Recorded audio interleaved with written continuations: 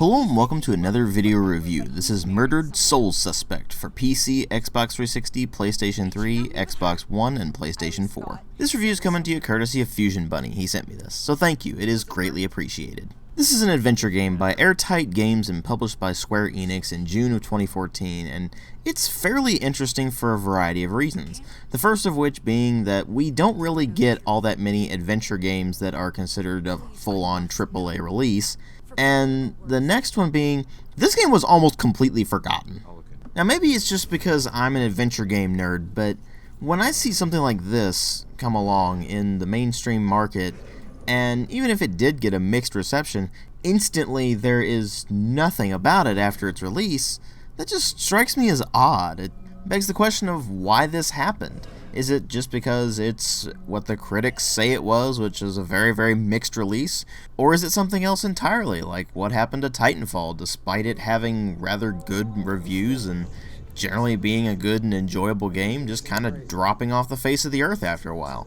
Let's delve into this thing and find out. Well, before I really get into the meat of the game, let's first talk about the presentation, which, while not amazing, is still very well done for the most part. You have some pretty solid visuals where the only real issues I have with it are the lack of colors, and that's mostly from the way they put this kind of blue filter over everything because you're a spirit now and you are basically existing in this other realm almost compared to everybody else, so at least it makes some vague amount of sense, but even then it's just kind of annoying that they didn't have an immense amount of color and everything.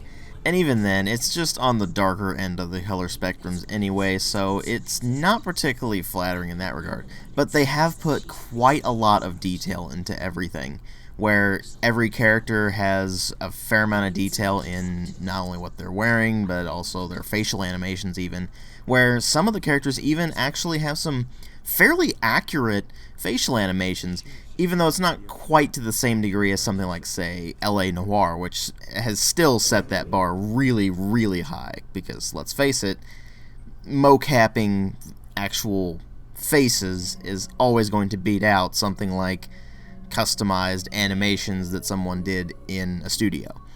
But even then, it looks pretty good, and so it's certainly not lacking in the visual front. And the sound design is also pretty well done. While the music is just kind of this generic, almost horror music, it fits decent enough, and only in certain points does it really become kind of cheesy and annoying, where you're just sitting there like, really? This isn't a horror game, so why are you trying to have the horror music going on? So that leaves the sound effects and the voice acting. The sound effects themselves are pretty good for the most part. They work rather well, and you're not dealing with a lot of really high-intensity sound effects other than things being pulled into the plane that you're in from some otherworldly place, and these horrible screeching noises that demons make and things like that. None of it is really problematic apart from the demon sounds getting kind of annoying after a while, but that's mostly because of the way that the demons play out in the actual gameplay. And then there's the voice acting, which is really good for the most part. All of the characters are portrayed pretty well and even have some emotion thrown in there that actually makes decent performances. And so you can actually kind of get attached to the characters, even though some of them are a bit weak or underutilized in the long run. But as solid as the presentation is, it does come with a few bugbears that I'll have to address more when I get to the gameplay, because they actually interfere with it more than anything else. And ultimately it's going to be the story and the gameplay that are going to make or break this game for you. So what is the story? You play as Ronan O'Connor, who is a police detective in Salem, Massachusetts, and the basic idea of the story is that you're solving your own murder. In the very beginning of the game, he is actually murdered by this serial killer that he was tracking down, and he finds out that he is a ghost.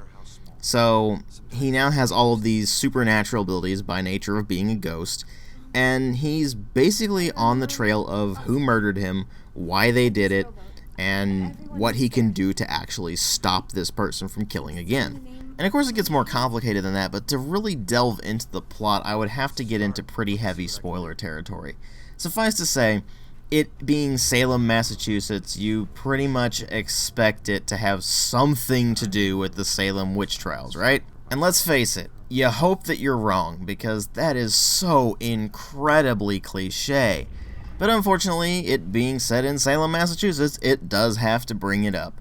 So I'm not really going to go into where it brings that up and what it has to do with the actual plot, but suffice to say, there's a certain point in the game where the plot just kind of goes from being actually rather riveting and interesting, and at times even kind of tense as you're trying to track down this killer and following all the clues and everything.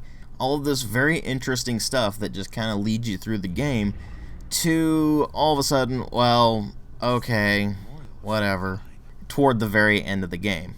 But luckily the ending is only very slightly disappointing, as opposed to incredibly disappointing. So it actually does leave you feeling somewhat satisfied, even though you feel like it could have been done a bit better with regards to the angle they took toward the end of the game.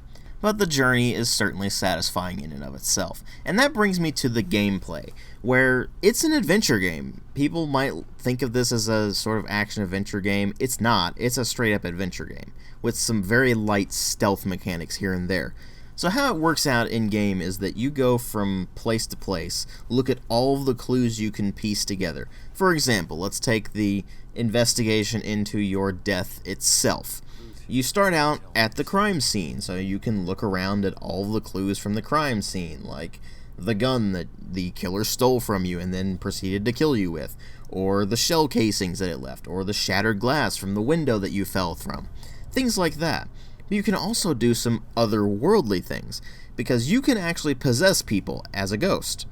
And you can use this to read their minds and get clues as to what's going on and how they're thinking, and maybe some ideas as to where you can progress from there.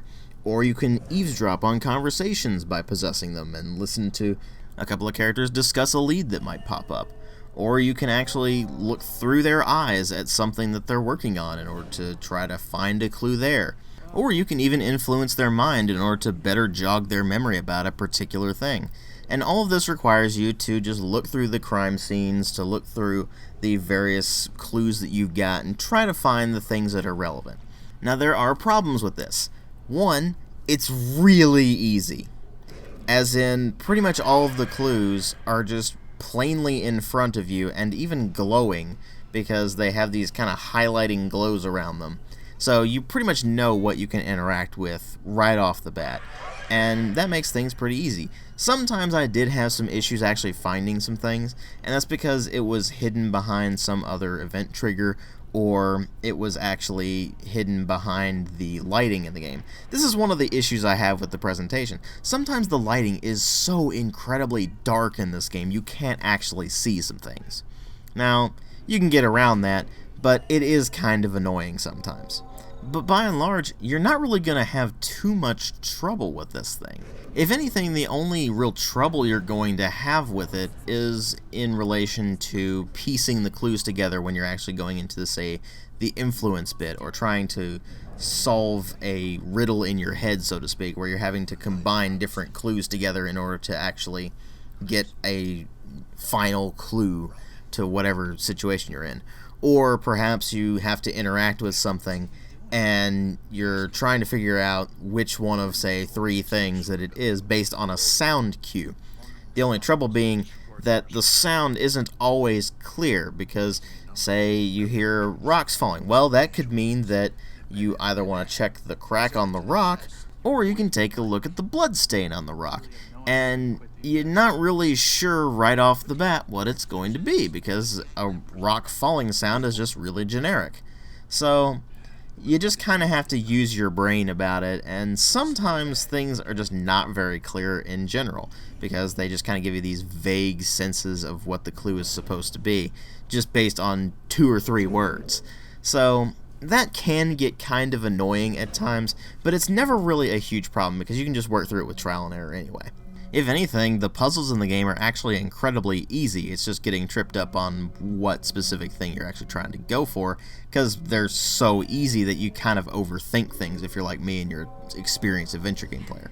But the other issue you might have is with the demons. Now, The demons are a mechanic that's never really explained all that well in the lore of the game. It's basically just, they're there and they're going to devour your soul if you're not careful.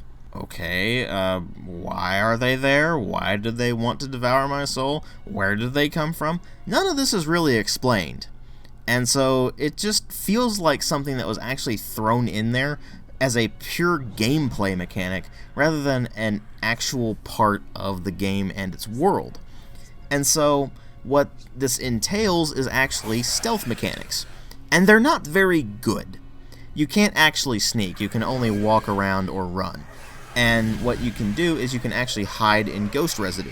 So what you basically do is you hide in ghost residue until a demon comes close enough, and then when it turns its back, you go up behind it, you hold the right trigger, and then you have to complete a very short quick time event. It's not really a quick time event per se. You just basically tilt the stick one way, and then you press a button, and you finish it off. And then you can go back to either hiding in the ghost residue if there's another demon around, or you can just move around as you wish. And there are a few sections where I actually had some trouble with that because it would throw a bunch of these demons at you, and they all are in fairly close patterns, so it's kind of hard to isolate them and take them out one at a time. And that's really the only way you can actually defeat them, is to sneak up behind them and eliminate them. And even though the game kind of hints at you just sneaking past them, you really can't. You do really have to at least eliminate a few of them in order to progress. And generally, it's just a good idea to go ahead and eliminate them all just so you can freely move through that area. It's actually really annoying when those segments pop up, because they're just so blatantly gameplay for gameplay's sake, and they don't really have an intuitive place in the actual game. It's just there as a roadblock and not as a proper, fully realized thing where it's an integral part of the game. Like, say, the investigation stuff. That's all integral. You're using all of these ghost powers in order to navigate an environment, in order to see things that normal people can't. And that's what's so interesting about this game. All of this supernatural investigation, forensics stuff that you're doing. Sure, it's simple, but you really do get the feeling like you're some sort of spirit detective, even though it has an extremely rudimentary investigative system, where you basically just walk up to object and press X to catalog evidence. And even something like, say, LA Noire has a more in-depth investigation system than that, but this one at least makes more sense about it, because as a ghost, you can actually basically touch something and tap into the psychic residue that's there in order to basically look into the memory of that object. And so it makes sense that things would be fairly simplistic, although I would have liked a bit more depth with the actual gameplay mechanics. And what I really would have liked is a proper PC version. Now, they do have plenty of graphics options available to you, but there are a few things that are pretty much unforgivable. The first of them being, you pretty much can't use a keyboard and mouse for this game. I learned very quickly that there are some things where it's just geared toward the analog sticks, and to try to use the mouse for it just doesn't work out at all.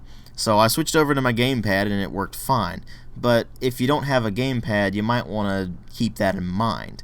But what's especially unforgivable about that is that you can't rebind your keys at all. So despite giving you a fair amount of graphics options, you get no option for actually customizing your controls. So if you're not one of the people who uses WASD, then you're just kind of SOL.